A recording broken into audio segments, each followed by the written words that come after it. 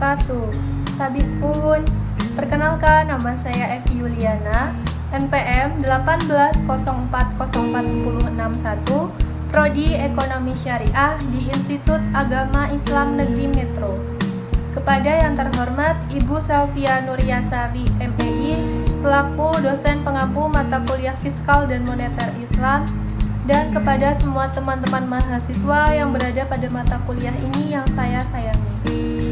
Saya dari kelompok 3.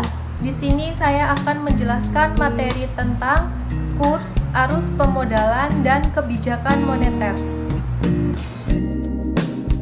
Baiklah, langsung saja di sini saya akan menjelaskan materi yang pertama, yaitu tentang kurs atau nilai tukar mata uang terhadap kebijakan moneter. Apa sih pengertian kurs itu? Jadi pengertian kurs adalah harga suatu mata uang terhadap mata uang lainnya, yang juga merupakan sebuah harga aktiva atau harga aset. Sehingga prinsip-prinsip pengaturan harga aset-aset lainnya juga berlaku dalam pengaturan kurs. Aktiva atau aset adalah suatu bentuk kekayaan atau suatu cara pengalihan daya beli di masa sekarang menjadi daya beli di masa mendatang. Kurs merupakan salah satu harga yang lebih penting dalam perekonomian terbuka karena ditentukan oleh adanya keseimbangan antara permintaan dan penawaran yang terjadi di pasar. Mengingat pengaruhnya yang besar bagi neraca berjalan maupun bagi variabel-variabel makroekonomi lainnya. Kurs dapat dijadikan alat untuk mengukur kondisi perekonomian suatu negara. Pertumbuhan nilai mata uang yang stabil menunjukkan bahwa negara tersebut memiliki kondisi ekonomi yang relatif baik atau stabil. Ketidakstabilan nilai tukar ini mempengaruhi jumlah uang beredar. Indonesia sebagai negara yang banyak mengimpor bahan baku industri mengalami dampak dari ketidakstabilan kurs ini, yang dapat dilihat dari melonjaknya biaya produksi sehingga menyebabkan harga barang-barang hasil produksi Indonesia mengalami peningkatan. Melemahnya rupiah menyebabkan perekonomian Indonesia menjadi goyah dan dilanda krisis ekonomi dan kepercayaan terhadap mata uang dalam negeri. Penerapan sistem devisa bebas dan ditambah dengan penerapan sistem nilai tukar uang tingkat mengambang atau free floating di Indonesia sejak tahun 1997 menyebabkan pergerakan nilai tukar di pasar menjadi sangat rentan oleh pengaruh faktor-faktor ekonomi dan dengan non-ekonomi. Sebagai contoh, pertumbuhan nilai mata uang rupiah terhadap dolar Amerika Serikat pada era sebelum krisis melanda Indonesia dan kawasan Asia lainnya masih relatif stabil. Jika dibandingkan dengan masa sebelum krisis ini terjadi lonjakan, tingginya mata uang negara lain terhadap suatu negara akan menyebabkan terpuruknya keadaan ekonomi suatu negara. Lalu yang selanjutnya, faktor-faktor yang mempengaruhi kurs. Yang pertama yaitu pengaruh pendapatan terhadap kurs. Menurut Charles, menyatakan bahwa PDB real memberikan pengaruh searah terhadap nilai tukar.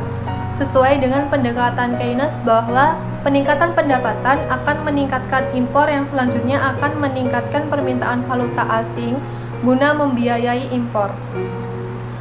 Lalu yang kedua, pengaruh tingkat suku bunga terhadap kurs.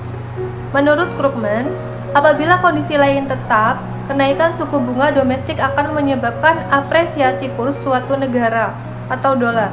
Sedangkan kenaikan suku bunga luar negeri atau euro akan menyebabkan kurs domestik dolar mengalami depresiasi terhadap kurs negara lain atau euro. Hal ini sesuai dengan Imamuddin yang mengemukakan bahwa peningkatan suku bunga domestik maka akan menyebabkan mata uang domestik mengalami apresiasi.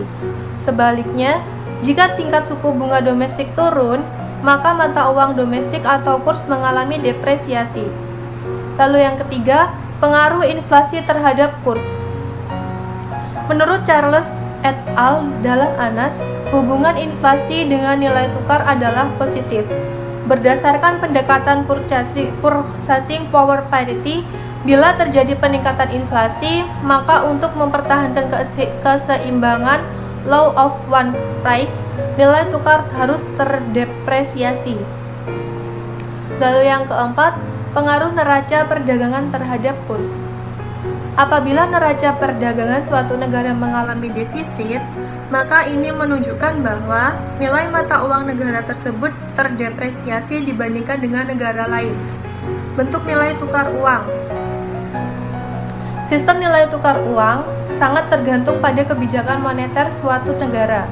Bentuk sistem nilai tukar dapat dibagi dalam dua bentuk, yaitu yang pertama, fixed exchange rate system, merupakan suatu sistem nilai tukar di mana nilai suatu mata uang yang dipertahankan pada tingkat tertentu terhadap mata uang asing, dan bila tingkat nilai tukar tersebut bergerak terlalu besar, maka pemerintah melakukan intervensi untuk mengembalikannya. Lalu yang kedua, floating exchange rate system. Setelah runtuhnya fixed exchange rate system, maka timbul konsep baru, yaitu floating exchange rate system. Dalam konsep ini, nilai tukar valuta dibiarkan bergerak bebas. Nilai tukar valuta ditentukan oleh kekuatan permintaan dan penawaran valuta tersebut di pasar uang. Materi yang selanjutnya yaitu tentang arus pemodalan. Arus pemodalan atau aliran modal secara umum didefinisikan sebagai aliran uang keluar atau masuk suatu perekonomian dengan tujuan untuk investasi.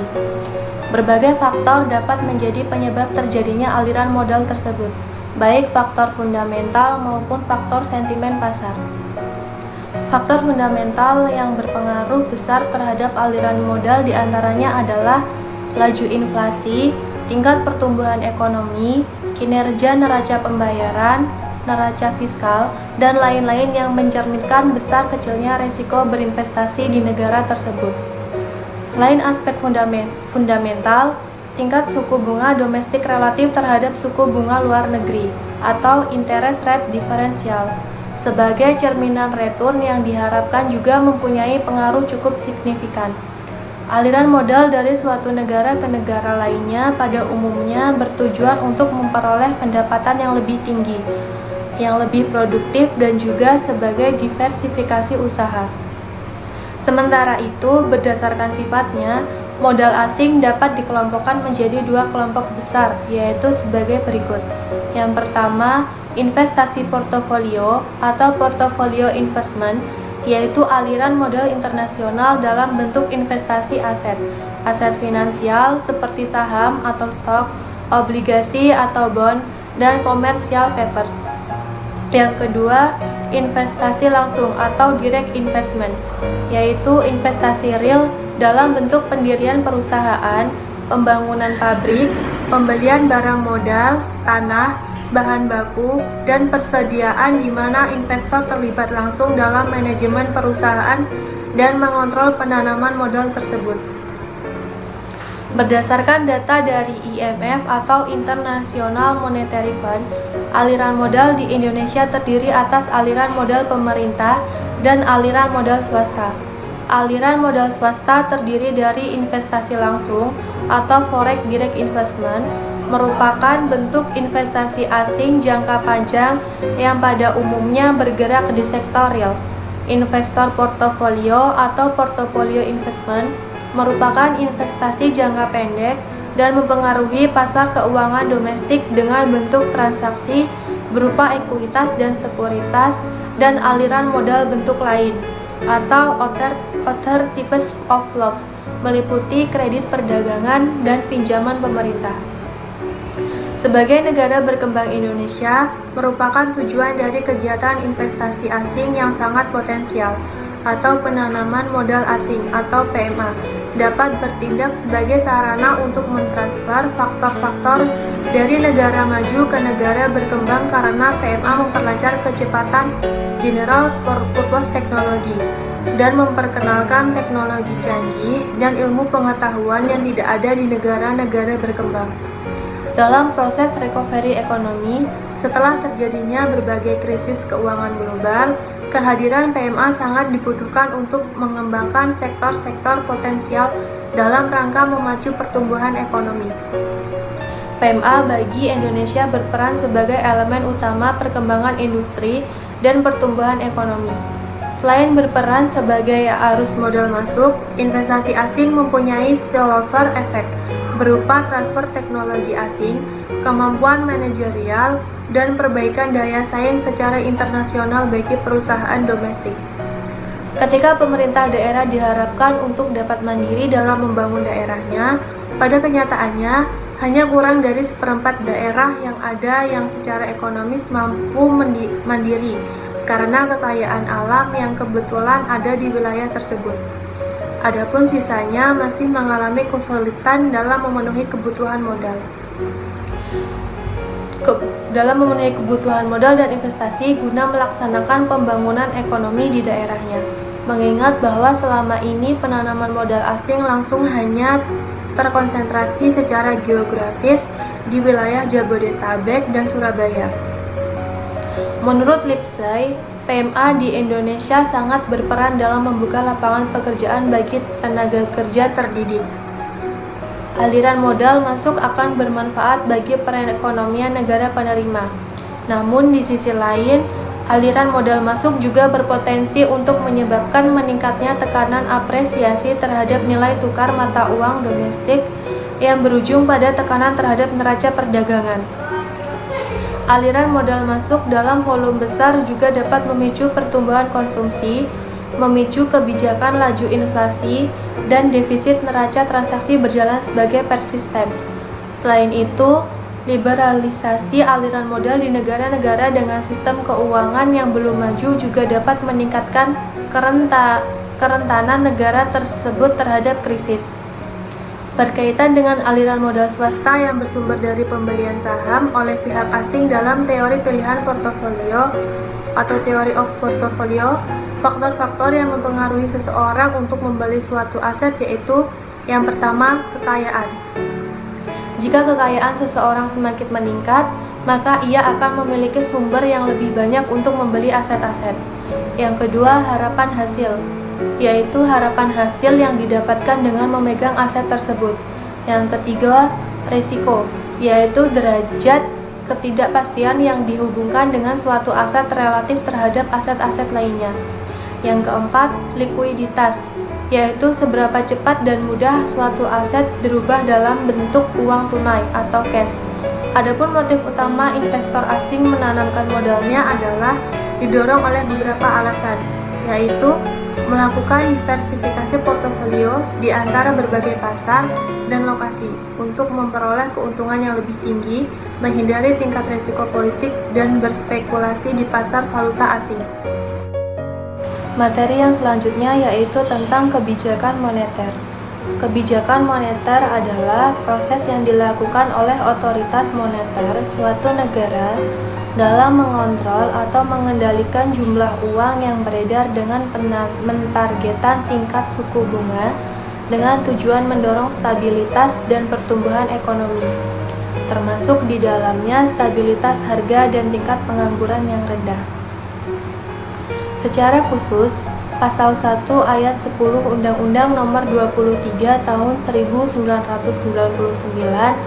tentang Bank Indonesia atau BI yang kemudian diamandemenkan menjadi Undang-Undang Nomor 3 Tahun 2004 tentang BI menyatakan bahwa kebijakan moneter adalah kebijakan yang diterapkan dan dilaksanakan oleh BI untuk mencapai dan memelihara kestabilan rupiah yang dilakukan antara lain melalui pengendalian uang beredar dan suku bunga. Melalui kebijakan moneternya, Bank Sentral dapat mengontrol jumlah uang beredar. Kebijakan moneter suatu bank sentral dapat dikelompokkan menjadi dua, yaitu kebijakan moneter ketat atau kontraktif dan kebijakan moneter longgar atau ekspansif. Kebijakan moneter kontraktif didesain untuk menekan laju perekonomian. Kebijakan ini biasanya dilakukan apabila jumlah uang yang beredar dianggap lebih banyak dibandingkan dengan jumlah yang ditetapkan atau perekonomian mengalami tekanan inflasi. Upaya Bank Indonesia untuk mengendalikan inflasi di Indonesia baik dari sisi permintaan maupun dari sisi penawaran adalah melalui kerangka kerja kebijakan moneter atau Inflation Targeting Framework atau ITF. Salah satunya dengan pengendalian terhadap jumlah uang beredar. Kebijakan moneter diperlukan sebagai persiapan terhadap efek yang tidak terduga saat terjadi kenaikan pada jumlah uang beredar secara berlebihan. Iwan dalam penelitiannya menjelaskan bahwa jumlah uang beredar dengan laju inflasi memiliki hubungan yang positif.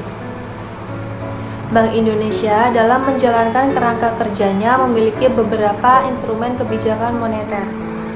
Yang pertama adalah melalui penetapan giro wajib minimum yang mengharuskan bank-bank umum menyimpan sebagian asetnya pada Bank Indonesia. Nuri dalam penelitiannya menjelaskan bahwa giro wajib minimum secara simultan berpengaruh terhadap jumlah uang beredar dengan tingkat kepercayaan 95%. Yang kedua, Bank Indonesia menjalankan kebijakan diskonto yang menetapkan suku bunga BI (RET) sebagai acuan perbankan untuk menetapkan suku bunga kredit, deposito, dan tabungan.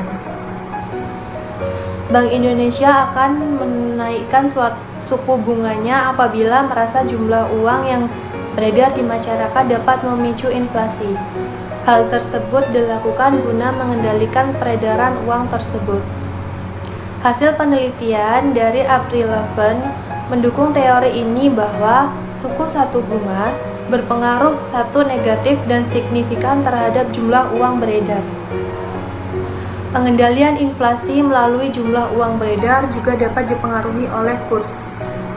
Ketika kurs mengalami kenaikan, berarti untuk mendapat kurs tersebut, rupiah yang dikeluarkan harus lebih banyak, yang berarti nilai satu uang dalam negeri turun. Hal tersebut yang menyebabkan jumlah satu uang beredar di masyarakat meningkat. Hal ini berarti kurs berpengaruh positif terhadap jumlah uang beredar. Miskin mengatakan bahwa sebagai bagian dari kegiatan ekonomi makro, maka tujuan atau sasaran dari kebijakan moneter adalah untuk membantu mencapai sasaran-sasaran kebijakan makroekonomi, yaitu yang pertama, memperluas kesempatan kerja, yang kedua, meningkatkan pertumbuhan ekonomi, yang ketiga, stabilitas harga, yang keempat, stabilitas tingkat suku bunga, yang kelima, stabilitas pasar uang, yang keenam, stabilitas pasar valuta asing. Jika pemerintah atau bank sentral suatu negara menganut atau memilih kebijakan moneter bertujuan jamak atau ganda, maka keenam sasaran tersebut merupakan sasaran akhir kebijakan moneter. Yang artinya, peran kebijakan moneter tidak hanya mencapai kestabilan harga, akan tetapi juga harus memperhatikan tujuan yang lainnya. Dengan kata lain, sasaran kebijakan moneternya menjadi multiple objektif, dan bank sentral menjadi bagian tak terpisahkan dari penyelenggara pemerintah. Idealnya, semua sasaran akhir kebijakan moneter harus dapat dicapai secara bersamaan dan berkelanjutan. Namun, pengalaman di berbagai negara, termasuk di Indonesia, menunjukkan bahwa hal yang dimaksud sulit dicapai, bahkan berkecenderungan akan saling melemahkan atau kontradiktif antara satu tujuan dengan yang lainnya.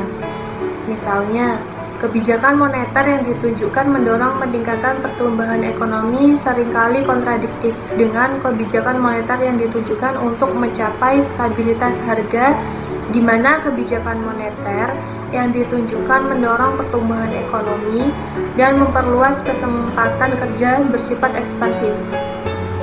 Sedangkan kebijakan moneter yang ditunjukkan untuk mencapai stabilitas harga lebih bersifat kontraktif. Seperti halnya dengan negara lain, Indonesia atau Bank Indonesia memilih stabilitas harga atau inflasi sebagai satu-satunya tujuan akhir kebijakan moneter. Baiklah, sekian Sekian materi yang dapat saya sampaikan. Apabila ada kesalahan tutur kata, saya mohon maaf dan saya menerima kritik dan saran. Semoga bermanfaat. Saya akhiri. Wassalamualaikum warahmatullahi wabarakatuh.